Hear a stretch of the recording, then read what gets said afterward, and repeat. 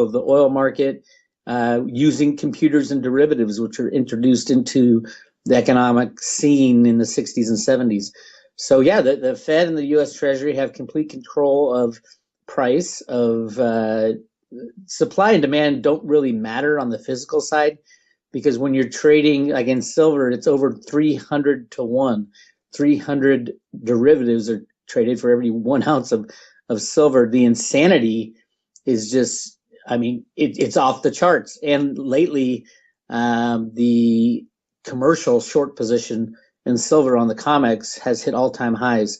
So normally throughout the last, say, 15, 20 years, when it hit the all-time highs, they would slam it down. The banks, along with the Fed, they all work together. They would slam the price down, shake out all the weak hands, and then start fresh. Will it be done this time? I don't know. There are some signs at both the CFTC and within the Trump administration that are kind of hinting at silver not being necessarily slammed down, but rather controlling the rise up. So they'll let it go up, $5 or $10 in the coming chaos, and then slam it down for $5. So it's more about control of the price than it is about complete rigging and destroying sentiment and stuff like that now. So why are they controlling it? I mean, what's the purpose of it? I mean, they don't want people to realize that gold and silver, they're actual money? Well, yeah, that and other countries and the big investors. I mean, gold and silver are the barometers for the health of the fiat system. And when you see gold and silver prices rise, those are the people who have a lot of money and the central bankers around the world and are kind of enemies in Russia. And well, I don't really think there are enemies, but at least on the face of it, in North Korea and Venezuela, it gives them more power to say, hey, look, gold and silver are going crazy. The United States is losing control of the unbacked system. And that's the whole reason. That was always the reason to rig gold and silver with computers and derivatives. And these programs were invented, we've talked about this, by Alan Greenspan back in the 1960s. And that's the only reason he was put as head of the Fed. You had the largest gold bug in the world heading the most anti-gold institution, the Federal Reserve Bank, back in 1987. That's what Reagan was doing. That's the reason he put Greenspan there, to continue to rig the markets with his computers. And that's what's being done right now by, Yellen and Steve Mnuchin. Mnuchin is he was the head of IT for Goldman Sachs. He was in charge of all the computer riggers at Goldman Sachs. That tells you something right there about how much computer market rigging is currently going on. So what signs do you look at with gold and silver where you say, okay, things are breaking apart, they can't control gold and silver, and now it's starting to move up? I mean, what are you looking at? Well, they still can, because it's unlimited the amount of derivatives you can throw at gold and silver. You said $2 billion they dumped on gold in derivatives. That's nothing. I mean, they can dump 2 quadrillion if they want. They can set the price of gold and silver at zero and shut down the markets if they wanted. Problem with that is their tool for rigging prices and keeping that perception, the false perception, keeping it going, would be gone. So they want to make it look like it's a freely traded market, but not have it run away. So it's been a delicate balance for the last 40 years of computer market rigging. When do you think the market rigging will come to an end, or will it ever come to an end? I do think it'll come to an end. It will end when the weapon of mass financial destruction goes off, which is the derivatives market, as Warren Buffett called it so perfectly, a weapon of mass financial destruction, because you have counterparties with these large banks. Deutsche Bank is already starting to fall again. They were bailed out at the end of the third quarter last year by China, believe it or not. So Deutsche Bank was about to go down. They're the largest bank derivative holder with, I think it's 70 or 80 trillion dollars worth of derivatives. And they were going to go down in September. Their price dropped below $10. It was going to trigger all these, what they call COCO bonds, or collateral convertible bonds. And that would trigger, I think it was at around $9. It went right around $9 and then shot up. And the rumor was that China went in to bail them out, because China doesn't want the system to implode either. China is is obviously kicking everybody's ass now. So they don't want the system to implode. So they bailed out Deutsche Bank. There was a lot of talk that it was a large silver derivative that China owned the other half of, that they bailed out Deutsche Bank. But now Deutsche Bank's falling again, and there's still that large, gigantic derivative holder. And the derivatives are necessary to keep the system going. They have to control the pound, the euro, oil markets, the gold markets, the silver markets. Without control of those, you're going to see the implosion fairly rapidly of the unbacked fiat system. And once one of these if Deutsche Bank goes, you can kiss every bank goodbye, every savings and loan, everything, because they're all interconnected. They all have deals with each other. And if you have one defaulting, it's kind of like in 2008, Hank Paulson went to Congress and said, we got 30 minutes or this whole system will implode. We need $700 billion. Now Mnuchin's going to go to Congress and say, I need $20 trillion. And do you think Congress is going to give him $20 trillion? They are not allowed, believe it or not. Well, they are allowed, but in the Dodd-Frank law, right before it got signed into law, somebody, they think it was Citibank, threw in a clause that said before you pay out, before the FDIC can pay out, the mom, pa, checking account, savings account, they have to pay out derivatives first. So basically, it's going to be a situation that Steve Mnuchin will go to Congress and say, well, the American public needs $20 trillion, but before we can do that, because of the Dodd-Frank law, we need about $80 quadrillion to bail out the derivative problem. So basically, they assured that Congress would not allow the bailout. And they can't really allow a bailout anyway after what happened last time. If you walk down the street in America today versus 2008, in 2008, nobody knew what was going on. Today, we all know that it was a con. The bankers conned us. They got bailed out and they got rich. Now, if you talk to people on the street, they'll say, "No way would I approve a banker bailout." But not approving a bailout means you lose everything. So it's kind of like one of those things that is going to really toss a monkey wrench into the economic markets. But there was always planned to do that. So we'll see what happens. Now, in one of your videos, you talked about silver, and I know Cliff High was out there saying that silver is going to shoot up, and you're saying that silver is a better investment than gold. Can you just explain why silver is a better investment than gold? Well, sure. In the history of gold mining, most of the gold is still sitting there in people's vaults. There's about 6 billion ounces of gold that just sits there, and it's a monetary metal. That's its main use, and jewelry also, but mainly, and people keep jewelry in vaults too. So you dig it out of the ground and you store it away in your safe in your vault. So all the gold that's ever been mined is pretty much still available.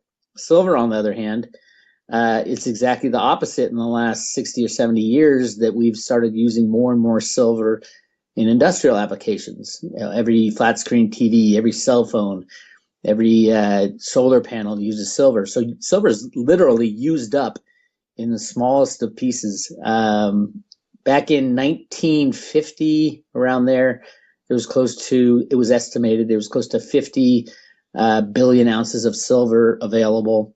And now they think maybe 6 billion ounces of silver because it's all been used up. It's not like it disappears, though. It's not consumed. It doesn't vanish, but it gets used in such small amounts that you can really never recover most of it. I think if the silver price went to $1,000 or $2,000 an ounce, people would be rummaging through the landfills of the world trying to, scrape out a few ounces of silver. But at $18, no one's going to go track down the silver that's in, the 100th of an ounce of a silver that's in a cell phone. So that's one of the main reasons that the monetary riggers, the people who try to control the system, have really focused mainly on silver to keep that under control. It's the largest short position of any commodity on the COMEX. It is J.P. Morgan is knee deep in it, and J.P. Morgan's a agent of the U.S. government, is what they argued in a court case on gold manipulation. So yeah, it's a big deal. It's a really big deal. The silver story. I did a big expose on them. The U.S. government lent the military 2.75 billion ounces of silver back in the 1940s to create the first atomic bomb. And it was they needed these large magnets, and that they needed a lot of silver. I mean, a lot of silver. So this is all the Manhattan Project in Oak Ridge, Tennessee. They were building these things called calutrons. And so the U.S. military lent them all this, basically almost all the silver they had, to create enough enriched uranium to create the first atomic bomb. And that silver pretty much stayed where it was in these magnets until the 1990s, when they finally tore down the facility. And that's where all the physical silver has come from. A lot of people said that physical silver would disappear at the end of the 90s, and nobody knows where this huge amount of physical silver has come from. But that's exactly where it came from. It came from the shutting down of the facility at Oak Ridge, Tennessee, and then 2.75 billion ounces came into the market. Even the U.S. export data shows pretty clearly of what happened. So, yeah, I think it's running out, though. So get your physical silver now.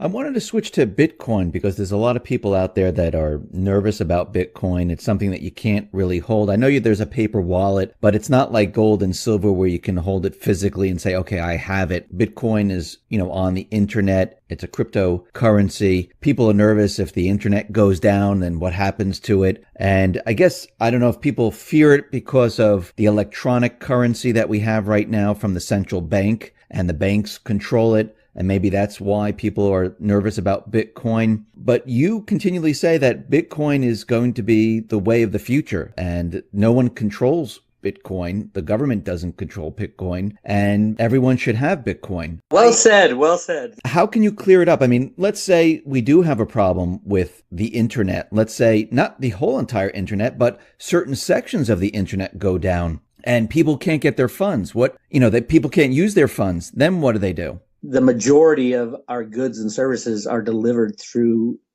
necessarily through the internet. So there would be no food, no water, no power. So most of civilization would end as we know it. So yeah, that when people say, well, what if the internet goes down and your Bitcoin will be worthless? Yeah, but you'll be dead. So it will not matter. Your gold and silver will be just as worthless. But no, I don't see the internet going down. I think technology is with us. There'll be bumps and hiccups, and there's EMPs or solar flares that can take down the internet. But when the internet comes back up, your Bitcoin's exactly where it was. And if you hold your wallet, your paper wallet Bitcoin, or your electronic off-site storage device Bitcoin, you'll have the exact same amount of Bitcoin, and Bitcoin will be up and running because everybody who participates in Bitcoin controls Bitcoin.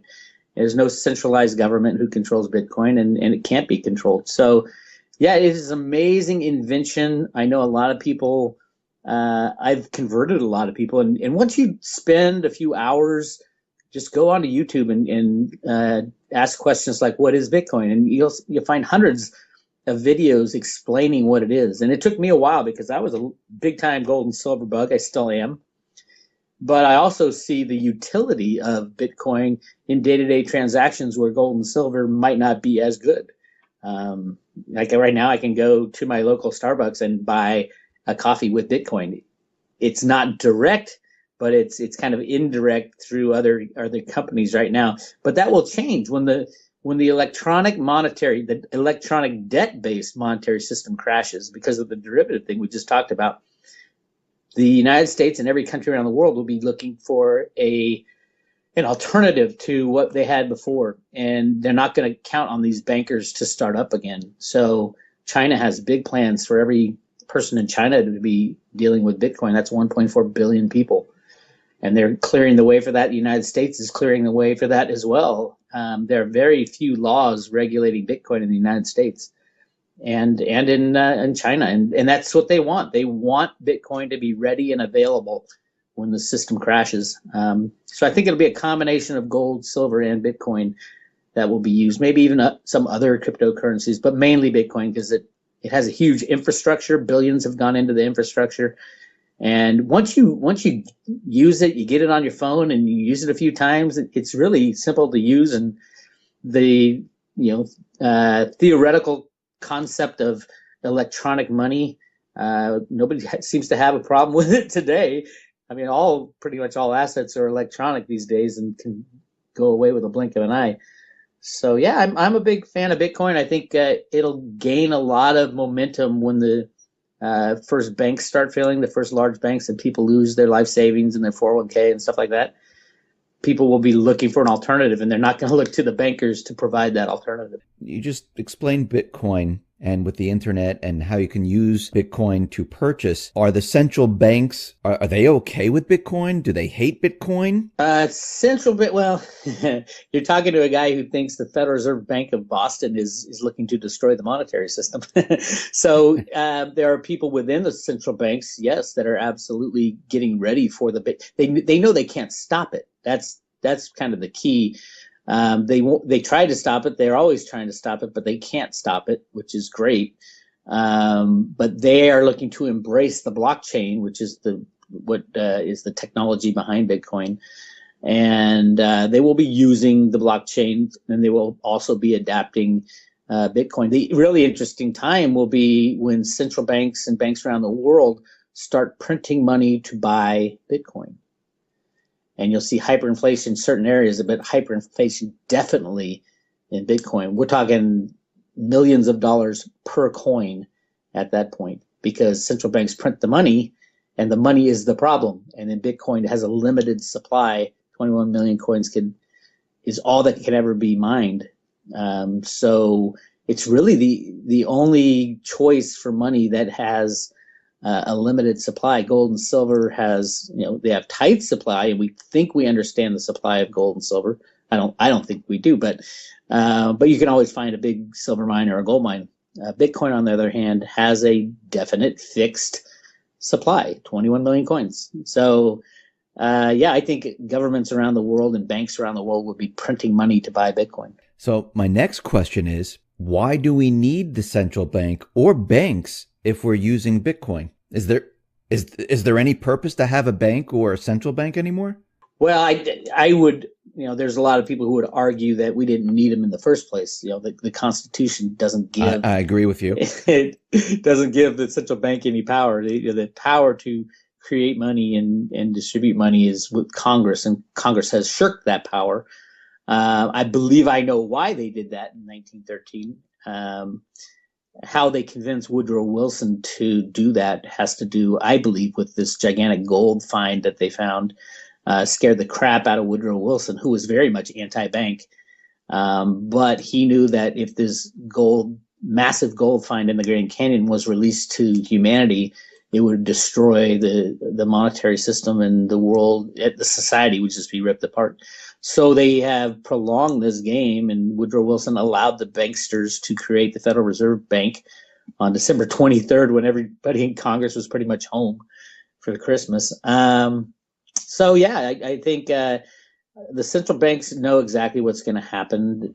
This is not something that will be brand new to them. Anybody who thinks about monetary policy, thinks about money in general, comes to the ultimate conclusion that unbacked fiat money will crash at some point.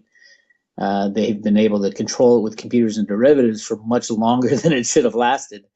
But now, especially the United States, who has the ultimate control over it, they can crash the system with a click of a mouse now. And that was seen in the WikiLeaks Vault 7 documents, that the CIA has access to every single computer and every computer component in the world.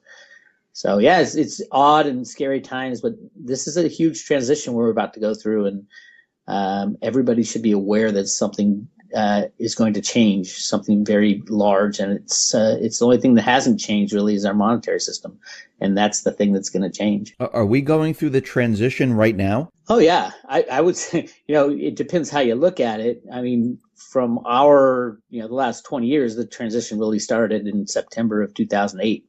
When they had to go to Congress and say, give us $700 billion. And then the banks leveraged it up to 20 trillion, and the Federal Reserve opened their doors to everybody. That was the beginning. So all those problems have not been fixed. They've only been amplified into sovereign debt and other forms, and gotten just gigantic. We're at another housing bubble even. I mean, the insanity of what's going on amazing, but people don't recognize it because of the computer rigging to keep like the stock market safe and sane, and they don't let it drop and they don't let it rise too much, so everybody thinks everything's fine. The stock market's pretty much a barometer of, because people think it's freely traded, and it's not. It's 99% of the trades is a guess happen between the Fed, the U.S. Treasury, and the bullion banks, the large banks that play the game with the Fed. You can see this in the volumes. Volumes are off the charts, and with stock trading, with bond trading, with COMEX trading, oil, gas, everything. Everything's controlled with computers and derivatives now. So it's a scary time when they click that mouse and say game over. When Trump came into office, do you think he realized how bad the economy really was? Because I know during his campaign, he said there were bubbles everywhere. Then once he was inaugurated and he was president, he came out and said that the economy is a mess. Do you think as he entered office, do you think he found out how bad things really were? Well, Trump is working with what I call the good guys. And the good guys are the deep state guys. There's good guys and bad guys in the deep state. And the bad guys have controlled us for a long, long time. Probably since the creation of the Federal Reserve, but definitely since they took out Kennedy in the 60s.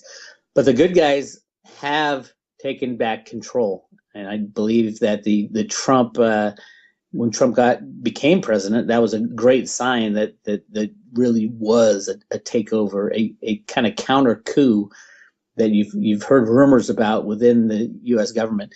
A lot of people saying, "Oh, Trump didn't know what he's got into. Now he's turning to the dark side." No, I think he's doing this all on purpose because he doesn't want to. We don't want to blame Trump for the problems that were created over the last 50 years. And yes, there's bubbles everywhere. Trump knows it. He knew everything going in. At first, I think the first part of his administration was, okay, I can fix this and have like a smooth transition. I never thought that was possible. So now he's basically pivoting to everything that was done in the past because he knows the crash is about to take place, and he can order the crash through the Exchange Stabilization Fund and the Working Group on Financial Markets, that he controls those groups and can say, okay, pull the plug, we're done. If he just think about it, if he fixed half of the problems and then the system crashed, that wouldn't be good. He wants the system to crash now. And the best way for him to do that, I think, is to go back to the old ways, show people just how bad the old ways were. The system crashed because we created too much money, because we had all these wars overseas, because healthcare was way too expensive and the Obamacare doesn't work. This is why the system's crashing. A lot is going to be, he's going to try to blame on Obama. He does already, and a lot of it is Obama and Bush and Clinton's fault. And the people they worked with, what I call the bad guys. So yeah, I think the Trump pivot is exactly that. He knows exactly what's going on, and they're preparing for the crash right now. And like you said, I mean, a lot of people, especially in the alternative media, they're very angry right now. And they should be. They should be. I mean, they're playing their part.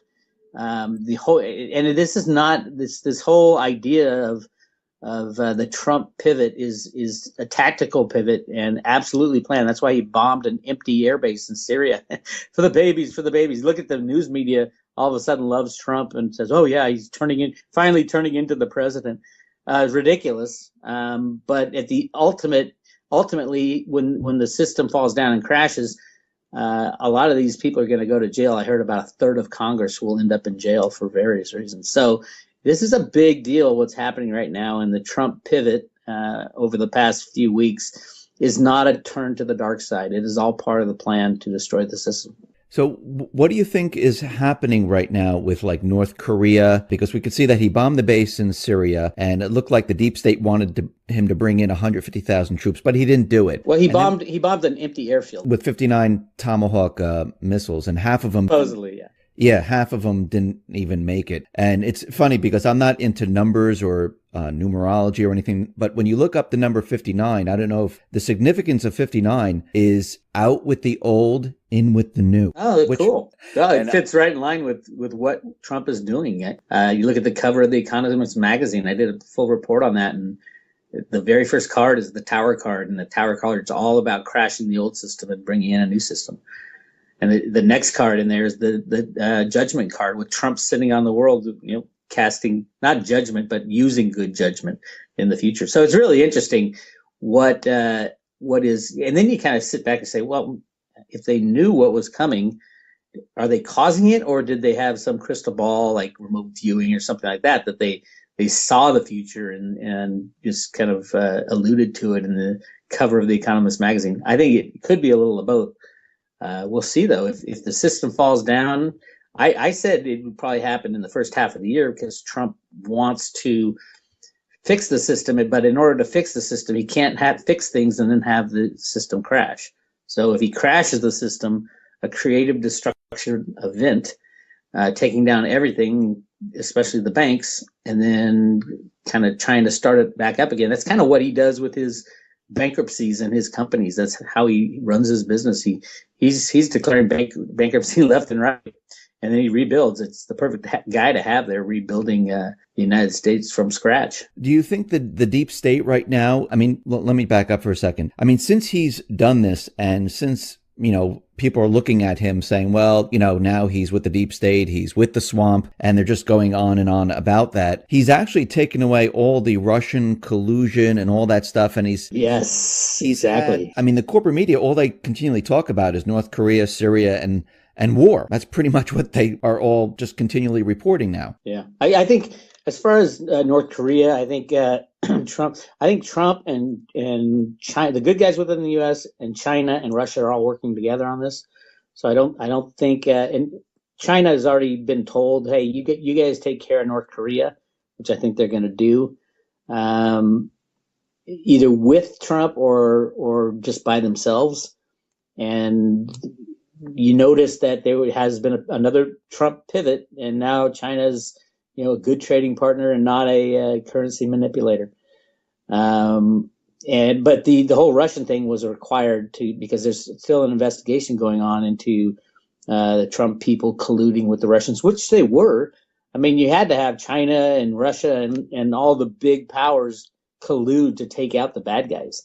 Absolutely had to do that, and that's exactly what's going on behind the scenes. So, yeah, I think it's a good thing overall, and in the end, humanity will be much better off, but it's going to be hard. It's going to be a rough and tumble time to get, from here to there.